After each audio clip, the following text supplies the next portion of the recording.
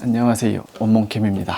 제가 중형 카메라는 유튜브에서 처음 소개하는 것 같은데 사실 예전에 이 중형 카메라로 릴스를 만들어서 공유를 하긴 했었습니다. 이 카메라를 작년 제주도 여행 때 사용을 했는데 그 사용했던 후기랑 이 카메라에 대한 간단한 설명을 해드릴게요. 야시카 A라는 카메라고요. 제가 이 카메라를 가져온 이유는 카메라가 일단 이쁘게 생겼고 이런 밝은 그레이 색상의 중형 카메라는 흔치 않잖아요.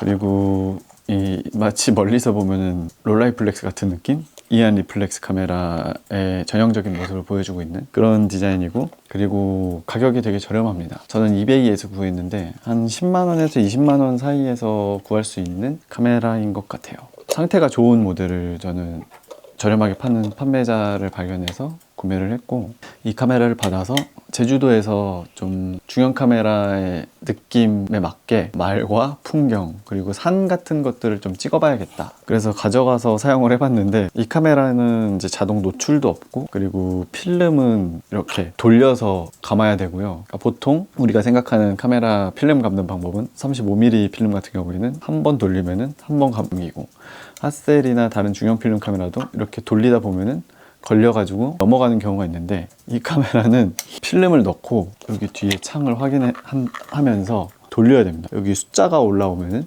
그게 이제 한 롤의 시작인 거예요. 그리고 이 앞에 레벨을 통해서 장전을 하고 촬영을 하고, 그리고 뒤를 확인해서 돌려가지고 첫 번째 컷이었으면 숫자 2가 나올 때까지 돌려야 됩니다. 여기 깜빡하고 잠깐 한눈판 사이에 넘어가면은 이제 2를 건너뛰고 이제 3으로 가는 경우도 있고요.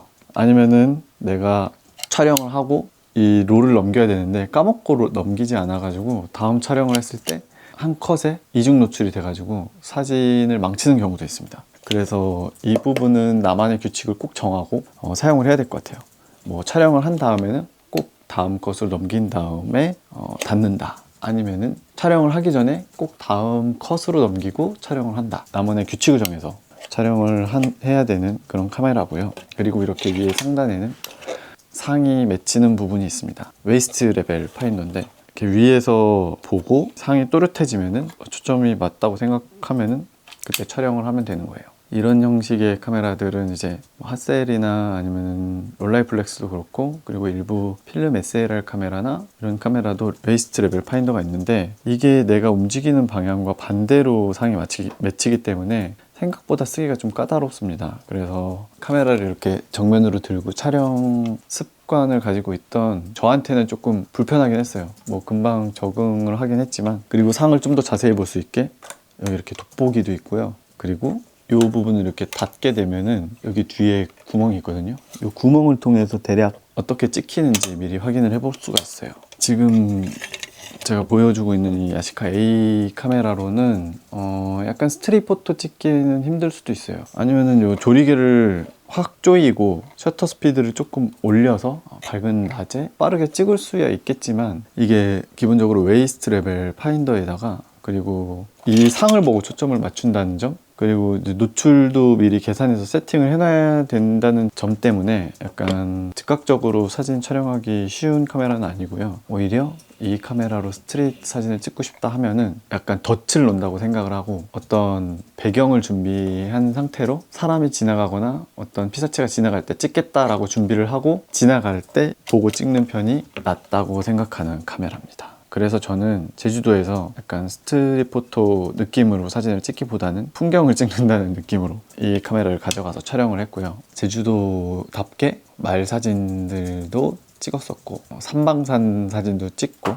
풍경 위주로 건물이라든지 가만히 있는 피사체 위주, 앉아있는 피사체 이런 것들 위주로 사진을 촬영을 했어요. 이거는 이제 노출계가 없다고 했잖아요. 그래서 저는 노출을 어떻게 맞추냐면은 이 핸드폰에 라이트 미터라는 앱이 있어요. 라이트 미터라는 앱에서 노출을 측정을 할 수가 있거든요. 대략적인 노출을 측정을 할 수가 있는데, 여기에서 조리개 값, 그리고 ISO 값, 셔터 스피드, ISO 값, 그런 식으로 이렇게 정해 놓으면은 알맞는 값이 나옵니다. 뭐 만약에 제가 ISO 800짜리 중형 필름을 넣었다, 그리고 조리개 값이 3.5다 했을 때 야외를 지금 찍는다고 하면은 뭐 100분의 1초 정도 나오네요. 그러면은 여기 앞부분에서 여기 왼쪽에는 조리개, 오른쪽은 셔터 스피드 부분을 조절하는 곳이 있습니다. 그리고 요거를 돌려요. 레버, 이게 셔터 장전 레버입니다. 셔터 장전 레버를 돌리고 그 다음에 올린 다음에 여기 웨이스트 레벨 파인더를 이용해서 상이 또렷해질 때까지 맞추고요. 그 다음에 촬영을 합니다. 단계가 조금 복잡하긴 하죠.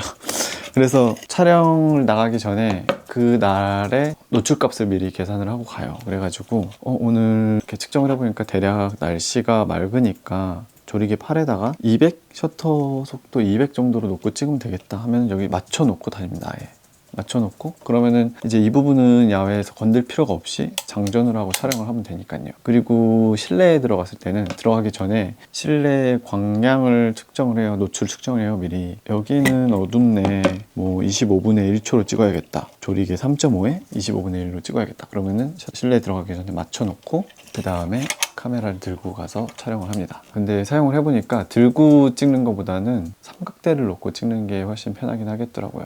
이게 수평을 맞추기도 생각보다 쉽지가 않고, 그리고 이게 조리개가 3.5 정도까지밖에 나오지 않아 가지고 중형 카메라에서, 그래도 중형에서 3.5면은 그래도 아웃포커싱이 꽤 되기는 하지만 실내에서 찍기에는 삼각대가 필수로 필요할 것 같고, 야외에서도 카메라 무게도 있고 초점 조절하는 시간도 있고, 이런 부분을 만지게 되면은 또 이 수평이 틀어지고 내가 맞춰놓은 프레임이 틀어지거든요. 그래서 삼각대에 꼭 올려놓고 찍으면 더 좋겠다 라는 생각을 했었습니다.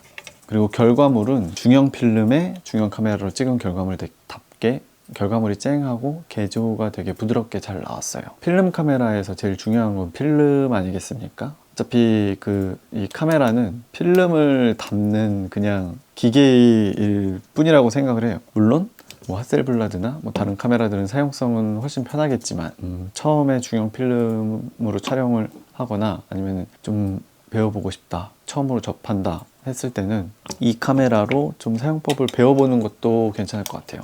특히 이제 중형 필름 같은 경우에는 필름 장전부터 사실 쉽지가 않잖아요. 필름을 넣는 것부터가 쉽지가 않은데 이 카메라도 다른 중형 카메라랑 비슷하게 여기에 필름을 넣는 롤이 있고요.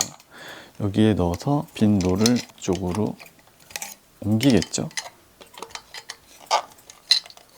지금은 필름이 없어서 그냥 가상으로 있다고 생각을 하면은 이쪽으로 옮기고 이제 필름을 이렇게 돌려가지고 이 부분, 이제 필름 감는 부분을 계속 돌리다 보면은 이쪽으로 필름이 감깁니다. 그럼 필름을 감기고 여기까지 필름을 감으면 된다라는 표시가 나오면 닫고 이걸 이렇게 돌려서 고정을 합니다. 그러면 이제 필름을 다 감은 거고요.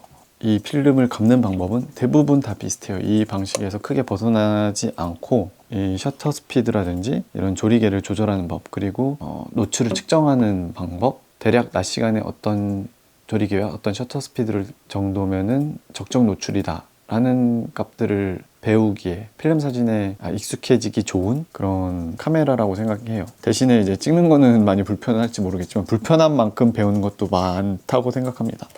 네, 오늘은 야시카 A에 대해서 설명을 해봤고요. 가격도 되게 저렴하니까 10만 원대로 구할 수 있는 카메라니까 중형 필름으로 사진 찍고 싶을 때 한번 구해서 사용해 보시는 것도 나쁘지 않을 거라고 생각합니다. 오늘 영상은 여기까지고요. 다음에 더 좋은 컨텐츠로 찾아뵙도록 하겠습니다. 그리고 댓글로 또 어떤 카메라들이 내가 사진을 배우기 좋은지 의견을 남겨주시면 좋을 것 같아요. 저도 그런 카메라를 찾아서 또 한번 리뷰를 해볼 수도 있으니까요. 그럼 오늘은 여기까지 컨텐츠를 진행을 하고 또 다음에 더 좋은 컨텐츠로 찾아뵙도록 하겠습니다. 빠이.